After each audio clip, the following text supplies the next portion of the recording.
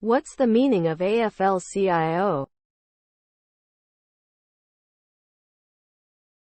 AFL-CIO. AFL-CIO. AFL-CIO. AFL-CIO. AFL-CIO. The AFL-CIO is a federation of labor unions in the United States.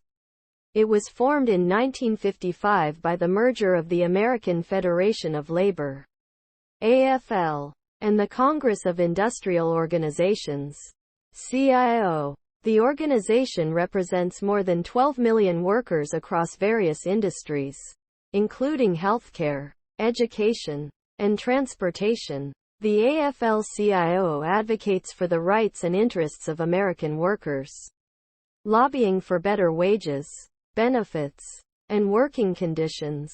Through its efforts, the organization has helped to secure important labor protections, such as the minimum wage, workplace safety regulations, and collective bargaining rights.